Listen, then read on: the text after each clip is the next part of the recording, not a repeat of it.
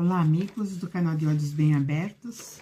Sou a Anísia Ontem e mais uma vez estamos juntos nesse nosso encontro já bem costumeiro.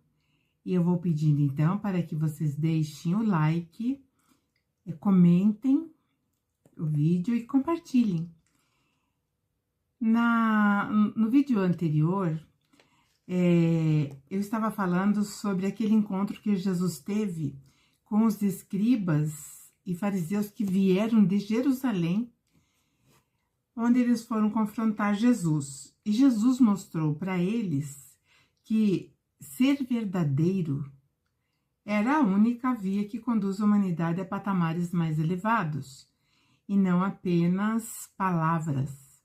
Então, Jesus estava confrontando-os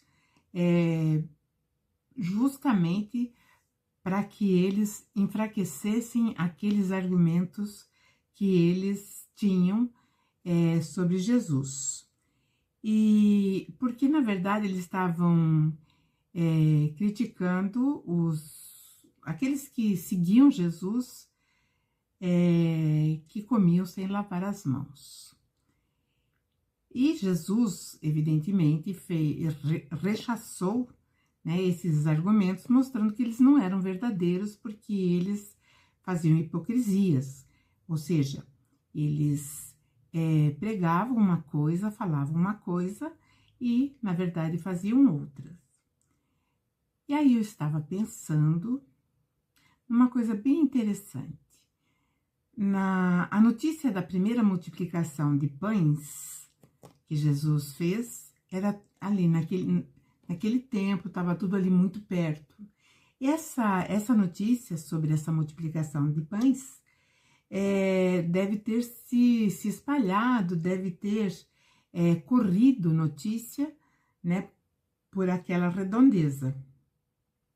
E eles ficaram impactados, essa comunidade de fariseus e escribas, porque com 5 pães e 2 peixes, Jesus alimentou 5.000 homens, mais mulheres e crianças que o seguiam. Então, nós sabemos que essa multiplicação de pães, porque Jesus ele tinha se retirado e estava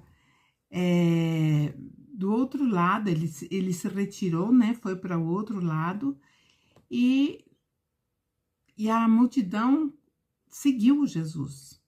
E Jesus estava fazendo as suas prédicas, e ali envolvido com aquelas pessoas que o procuravam porque estavam doentes. E o tempo foi passando e já era tarde, e os discípulos de Jesus então perguntaram para Jesus o que eles fariam, porque... Não, Jesus falou para os discípulos que ele estava com pena da multidão, porque a multidão estava há tanto tempo e eles estavam com fome. E aí os discípulos ficaram assim... perplexos, porque afinal de contas era uma multidão considerável. E aí Jesus pergunta para eles: e o que nós temos? Aí um dos discípulos disse: olha, tem um homem aqui que ele tem 5 pães e 2 peixinhos. Jesus falou: então, tragam os 5 pães e os 2 peixinhos. E aí ele mandou também que dispusessem alguns cestos e foram todos alimentados. E evidentemente naquela região aonde eles estavam, porque era uma região meio afastada, era vamos dizer, uma cidade chamada Betsaida, e era bem deserto. E então Jesus começou a fazer, os discípulos começaram a fazer a distribuição e todos comeram. E ainda sobraram, se não me falha a memória, 5 cestos cheios de pães e peixes. Essa notícia deve ter corrido na região. Afinal de contas, não era comum uma multiplicação desse tamanho de pães e peixes. E evidentemente que os fariseus e os escribas também acharam ali um momento muito certo para censurar Jesus dos seus seguidores comerem sem lavarem as mãos, que na verdade era somente um ritual exterior, era apenas um dogma que eles faziam, e então eles estavam confrontando Jesus novamente. E foi também depois desse episódio da multiplicação de pães e peixes, que Jesus preferiu ficar sozinho por um momento, e ele ficou então naquele lugar. E os discípulos foram para o outro lado da margem do rio, do mar da Galileia, que é aquele bolsão de água do Rio Jordão. E aí Jesus então vem e caminha sobre as águas, também como nós vimos no vídeo anterior. E os fariseus também ficaram sabendo que não foi somente, que não tinha sido somente a multiplicação de pães e peixes, mas que também Jesus tinha caminhado sobre as águas. Então, tudo isso ia começando a formar vamos dizer assim, algo muito desconfortável para esses que estavam sempre sedentos em provar que Jesus não era o Messias, mas eles também tinham as suas dúvidas sobre se ele era ou não. E nesse momento, os fariseus que quiseram então enquadrar Jesus numa quebra de tradição, e ele os enfrentou, como nós vimos, né, no episódio anterior. Bom, Jesus, depois que enfrentou os fariseus, falando sobre a tradição que era só hipocrisia, aqui eles se preocupavam com o que entrava na boca e não percebiam aquilo que saía, enfim, está no vídeo anterior. Então, Jesus sai dali, parte dali e vai para uma região onde tinha duas cidades, Sidom e Tiro, que hoje, atualmente, está no país do Líbano. E quando eles estavam ali, a multidão sempre em volta de Jesus, sempre pedindo, estavam doentes, queriam cura, enfim. E Jesus, então, né, tentando passar entre a multidão, e vinha uma mulher gritando. Ela gritava assim: Jesus, filho de Davi, tenha misericórdia de mim, minha filha está miseravelmente dominada por um espírito mau. Jesus, contrário de tudo aquilo que ele fazia, ele não respondeu à mulher, ele continuou o seu caminho, ele passou e foi andando. E a mulher continuou implorando, correndo atrás, implorando e pedindo ajuda para aquela filha que estava naquele processo muito difícil. E aí os discípulos então pediram para Jesus: por favor, Senhor, despede essa mulher, porque ela vem gritando atrás de nós. Então, a mulher estava incomodando os discípulos e os discípulos então pediram para que Jesus falasse para ela ir embora, para que ela saísse dali. E aí Jesus então vai parar, vai olhar para a mulher e vai falar algo desconcertante e incompreendido, bem incompreendido. Em todas as explicações que eu vi, que eu presenciei também, achei que era uma explicação muito fugaz, muito rasa. Então, eu me aprofundei um pouquinho mais nessa questão.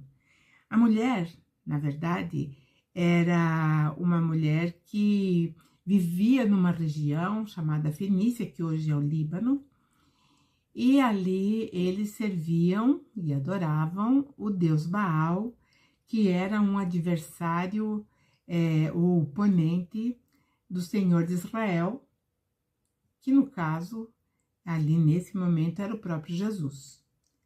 E essa mulher, ela vinha dessa região, então ela trouxe, né, a necessidade dela, afligida pela dor de ver a filha doente, e então ela pede que Jesus a ajudasse, curando a sua filha. E aí Jesus fala, eu vim apenas para as ovelhas de Israel. E aí que está a grande lição de Jesus. Tem um determinado momento que Jesus fala que quando ele bate, se alguém abrir a porta, ele entra.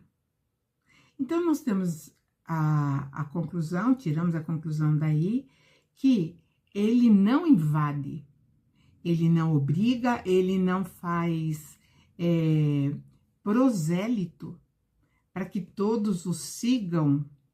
Ele simplesmente nunca negou quem ele era. E essa mulher, então, ela ouve essa negativa de Jesus, ou seja, eu não vim para vocês, eu vim para as ovelhas de Israel. Eu sou o pastor das ovelhas de Israel. Vocês têm outro pastor.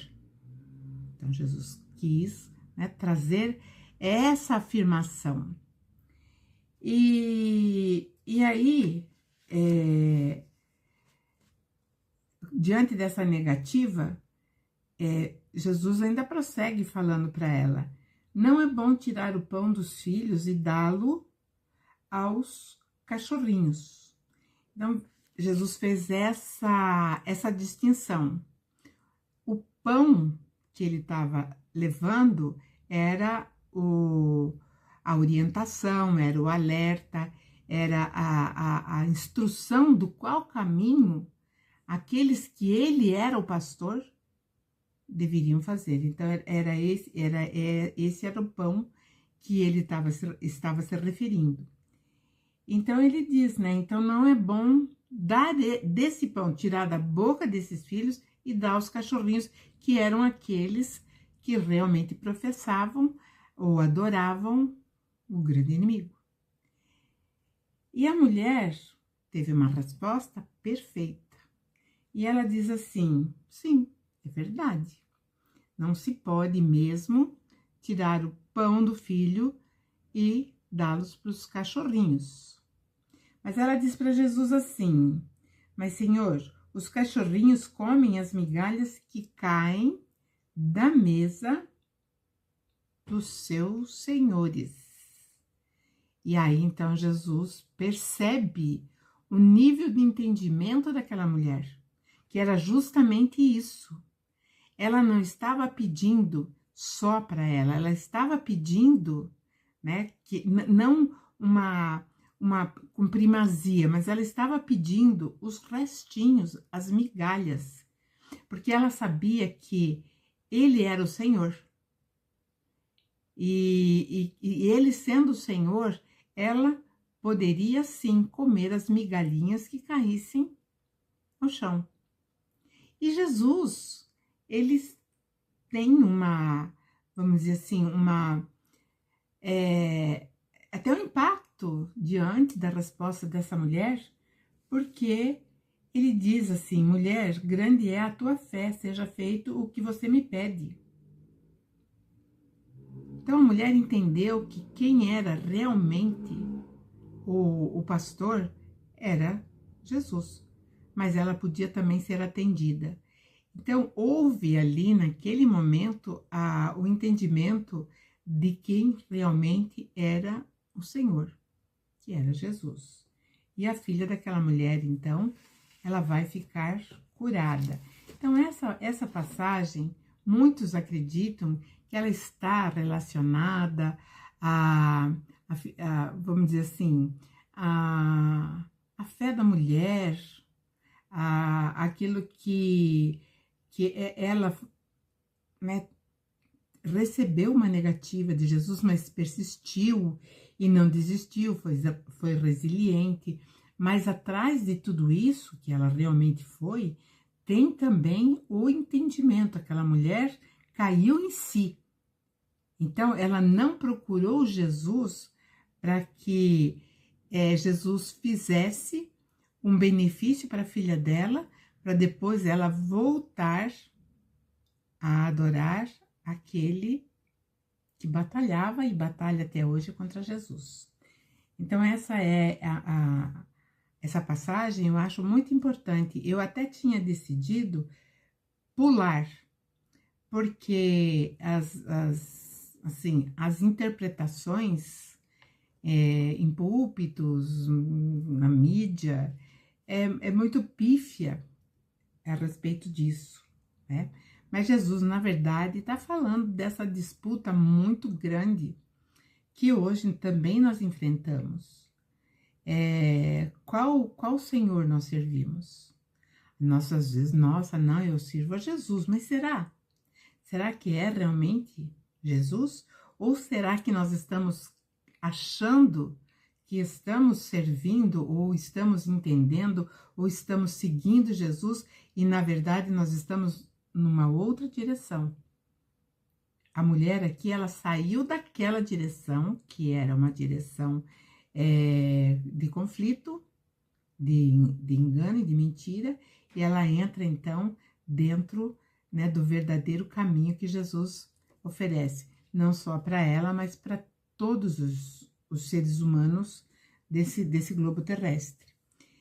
E uma outra coisa que eu achei muito interessante é que Jesus, ele vai falar em outros momentos que ele veio para todos os filhos do Pai.